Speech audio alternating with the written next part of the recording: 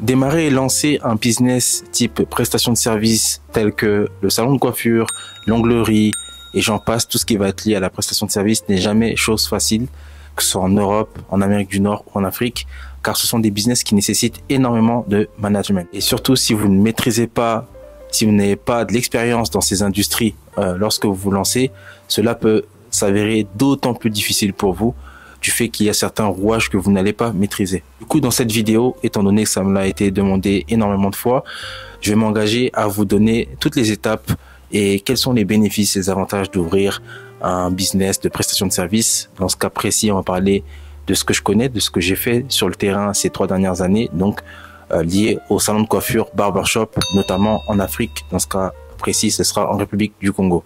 Donc si toi aussi tu es intéressé pour lancer un business de prestation de service physique en Afrique, que ce soit au Congo ou dans un autre pays, car généralement on rencontre toujours les mêmes problématiques, on a toujours les mêmes problèmes et du coup on doit faire face à ces problèmes en mettant les mêmes process, des systèmes efficaces. N'hésite pas à regarder cette vidéo et reste bien jusqu'à la fin de la vidéo pour être sûr que tu auras toutes les informations. Donc du coup, pour parler de cette thématique qui est liée à comment lancer un business type prestation de service en Afrique, barbershop, salon de coiffure, onglerie, eyelash et bien d'autres, je vais découper cette série de vidéos en 3 vidéos. Donc dans la première vidéo, on va voir quelles sont les difficultés liées à l'ouverture d'un salon de coiffure, pourquoi vous devez être formé, pourquoi vous devez être accompagné. Dans une deuxième vidéo, ensuite, on va voir également en détail quel est le budget nécessaire. Et dans une troisième vidéo, je vais vous parler de mes chiffres depuis que j'ai ouvert le salon il y a bientôt 2 ans. Donc parce que cette question m'a souvent été revenue. Est-ce que tu gagnes de l'argent? Est-ce que c'est bénéfique? Est-ce que tu arrives à te payer? Est-ce que ça paye seulement les salariés? Voilà, donc on va parler de tout ça. Donc soyez sûr de regarder bien toutes les vidéos jusqu'à la fin de chacune des vidéos si vous voulez avoir toutes les informations. Donc, vous pouvez nous suivre sur nos réseaux. Donc, sur Instagram, il y a De l'Europe à l'Afrique, il y a Ange FBA et on est également désormais sur TikTok. Donc, je vous mettrai toutes les informations en bas. De l'Europe à l'Afrique sur TikTok et Ange KG. Donc là, on va parler plus du business de la coiffure, donc du type barbershop. Donc, ce qu'il faut savoir, c'est que le business de la coiffure, il est très compliqué, il est très difficile. Pourquoi il est difficile? Parce que la plupart des coiffeurs, si vous remarquez bien, dans la plupart des salons, que ce soit en Europe, en Amérique du Nord ou en Afrique, beaucoup de coiffeurs ne font pas long feu. Beaucoup de coiffeurs, beaucoup de barbeurs ne font pas long feu dans le sens où ils sont très volatiles. Il y a un manque de sérieux dans cette profession. Je dirais que les barbeurs, de manière générale, certains ne prennent pas leur travail au sérieux, ne prennent pas leur travail comme une carrière, ne prennent pas leur travail comme si c'était un vrai job. De ce fait, il y a beaucoup de nonchalance, de négligence et un manque de discipline et de professionnalisme. Ce qui fait que énormément de salons vont changer de coiffeur tous les 2-3 mois, vous allez voir des nouveaux coiffeurs qui vont défiler. Et ça, en tant que gérant d'un business type prestation de service, c'est la chose la plus difficile, de trouver un talent, de trouver un collaborateur sur qui on peut compter sur le long terme et avec lequel on peut avoir une vision sur 5-10 ans. Donc ça, c'est quelque chose qu'il faut prendre en compte, en tout cas pour les coiffeurs, c'est qu'il est très difficile de trouver un coiffeur qui va être sérieux, professionnel, assidu, discipliné en même temps. Vous allez devoir faire pas mal de recrutement, vous allez devoir tester pas mal de personnes avant de trouver les bons profils. Mais une fois que vous avez trouvé les bons profils et que ça va commencer à fonctionner normalement, là, ce sera OK et ce sera déjà une très bonne chose. Également, ce qui va être difficile, ce sera de trouver une bonne secrétaire, une bonne personne. Si jamais vous souhaitez mettre une secrétaire, bien sûr, dans votre salon, c'est pas obligatoire, c'est pas obligé, c'est juste conseillé, qui sera assidue, qui sera accueillante, qui sera rigoureuse, qui sera surtout intègre. Intègre dans le sens qui ne va pas faire des choses bizarres avec les recettes, qui ne va pas vous mettre en porte-à-faux avec les coiffeurs et sur qui vous pouvez vous baser et sur qui vous pouvez avoir confiance. Car en quelque sorte, c'est elle qui va être la gérante de votre affaire sur place. Autre difficulté avec la coiffure, étant donné que ce n'est pas comme la restauration, où là où vous allez acheter 2 kilos de viande et vous savez qu'il y a 2 kilos qui a été vendu, donc forcément il y a tant de ventes qui ont pu être faites. Ce sera différent. Avec la coiffure, admettons si vous n'avez pas de caméra, vous n'avez pas de système de contrôle, de visibilité et qu'on vous dit juste sur une feuille aveuglement, oui, aujourd'hui on n'a eu que 10 clients alors qu'il y en avait eu 20, c'est impossible de contrôler. C'est très difficile de suivre les recettes en temps réel. Donc, pour cela, vous êtes obligé de mettre des systèmes, des process, ce qui rend la tâche plus difficile, mais ce qui est faisable. Hein. La preuve, je le fais aujourd'hui et bientôt depuis plus de 2 ans. Pour être sûr que derrière, vous aurez le retour sur investissement par rapport à ce que vous avez fait. Voilà, donc il s'agit juste de mettre en place des systèmes, des process. Maintenant, ça se fait. mais c'est une partie qui est assez complexe. Et si vous mettez pas en place ces systèmes et ces process-là, vous foncez droit dans le mur. Parce que clairement, c'est un domaine dans lequel on peut vous rouler facilement. Très facilement, on peut vous rouler. Et j'avais parlé d'une histoire que j'avais eue au petit salon à l'époque, là où il y avait 200 lames qui avaient été consommées, alors que sur le papier, on disait qu'on avait fait que 130 coiffes. Donc 130 personnes étaient passées. Il y avait un delta de 70 lames qui manquaient. Donc voilà, ce sont sur ces petits détails-là, surtout si vous n'êtes pas du domaine, qu'on peut vous rouler.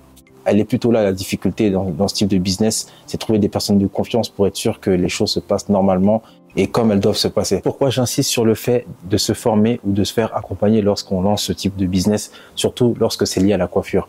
Parce que si vous n'êtes pas accompagné, si vous n'êtes pas aware, si vous n'êtes pas conscient, averti à propos de ce genre de choses qui peuvent se passer dans votre business, que vous ne prévoyez pas en avance, que vous n'anticipiez pas ce qu'il doit faire, les systèmes à mettre, les process qu'il faut mettre en place, ce n'est juste une question de temps avant que le business s'écroule et que vous fermiez votre boutique.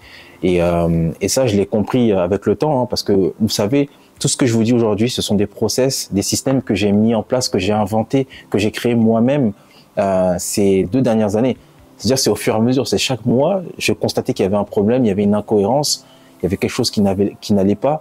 La manière de suivre le business ne me convenait pas. Donc, du coup, je trouvais une solution à ce problème-là. Ça fait qu'au final, à force d'avoir trouvé 1, 2, 3, 4, 5, 10 solutions à différents problèmes que je rencontrais sur le terrain, bah, ça m'a permis aujourd'hui d'avoir un process qui est fiable, qui est convenable, que je peux checker everyday. Et d'ailleurs, je vous en parlerai dans une autre vidéo des process, comment je fais pour suivre le business et qui me permettent d'avoir des informations exactes et précises chaque jour. Donc, je sais chaque jour combien je gagne, combien je dépense. Est-ce qu'on en perd? Est-ce qu'on en bénéficie? Est-ce que c'est bon? Est-ce que ça va pas? Est-ce qu'on a fait plus de chiffres que la semaine dernière? Voilà. En temps réel et surtout une organisation qui fait que chacun a son rôle au salon de coiffure et c'est très important. Donc c'est un business model, c'est une organisation qu'il faut créer et qu'il faut mettre en place. Et lorsqu'on n'avait pas les outils, lorsqu'on n'est pas formé, en plus avec le problème du contexte africain dans le sens où les comportements, les attitudes parfois peuvent différer, le manque de rigueur peut intervenir, le manque de professionnalisme peut être présent. Ça fait beaucoup de choses à comprendre, à mettre en place, à gérer, donc c'est pas facile. Et d'ailleurs, je vais vous raconter une petite histoire. Il y a un frère qui m'avait appelé il y a bientôt 1 année, qui avait ouvert un salon de coiffure et il a ouvert le salon. Je crois qu'il a fonctionné pendant 3 à 6 mois et ensuite il a décidé de le vendre. Et lorsqu'il m'a appelé, bah, il était en train de vendre le salon de coiffure. Et quand il m'a raconté les problèmes qu'il avait, c'était les mêmes problèmes que j'avais eu auparavant avec le petit salon, donc il y a bientôt 2 ans. Et je lui ai dit tout simplement, mais pourquoi tu m'as pas dit? Si tu m'avais dit, en vrai de vrai, j'aurais pu t'aider, j'aurais pu t'accompagner et te montrer ce que tu aurais dû mettre en place. Parce que en fait, il y a beaucoup de gens qui se lancent et qui font aveuglement confiance aux personnes qu'ils ont en face d'eux. Et ça, c'est le plus gros piège qu'on a, surtout lorsqu'on est en Afrique. Lorsque vous commencez à penser que vous pouvez faire confiance à une personne qui ne vit pas dans les mêmes conditions que vous, qui n'a pas la même réalité que vous, là, vous commencez déjà à divaguer. Parce qu'à la fin de la journée, ça reste du business. Et donc, du coup, le frère, par la suite, il a vendu le salon.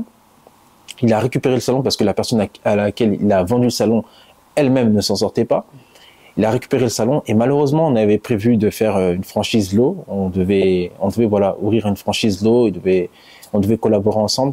Malheureusement, une histoire loufoque, comme tant d'autres dans nos pays en Afrique, le propriétaire faisait sous-louer le local du frère en question pendant qu'il ne l'utilisait pas. Donc, parce qu'à un moment donné, en fait, il est rentré en France, donc du coup, je pense que le local, il l'utilisait plus.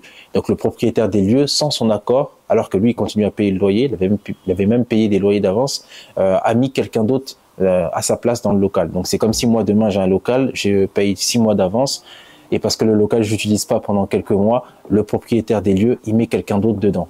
Donc voilà, une histoire loufoque. Et lorsque j'ai envoyé la secrétaire et certains de mes éléments pour aller voir sur place, afin de commencer les travaux concernant la franchise, on a vu qu'il y avait des gens déjà qui étaient en train de faire des travaux pour occuper le local, alors que le frère avait payé le loyer d'avance. Donc voilà, il y a beaucoup d'histoires bizarres, mais ça revient à dire que c'est un business qui n'est pas simple. C'est un business qui n'est pas simple, donc préparez-vous en amont, formez-vous, faites-vous accompagner, renseignez-vous bien correctement, parce que sinon vous allez être en difficulté très très rapidement.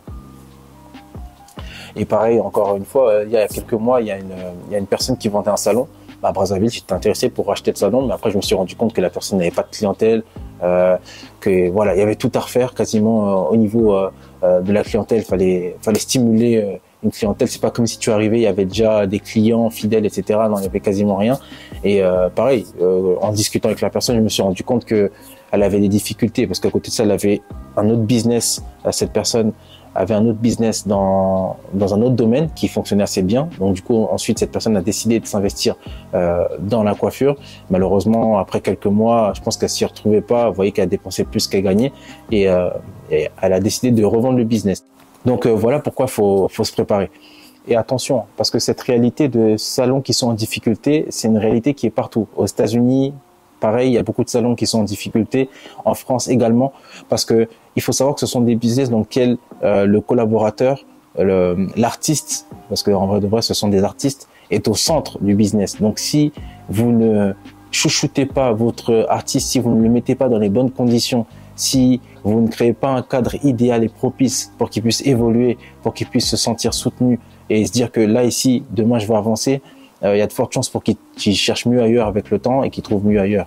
Et à côté de ça, il y a aussi une question gestion du personnel, du business qui pose problème lorsqu'on n'est pas armé. Mais ça reste un très bon business. La preuve, en France, on est passé de 10 € en moyenne pour une coiffe. Aujourd'hui, on est autour de 20, 25, voire 30 €. Donc, c'est un métier qui évolue, un domaine qui est très porteur, en constante évolution. Bon, moi, j'ai pu le voir ces 10 dernières années.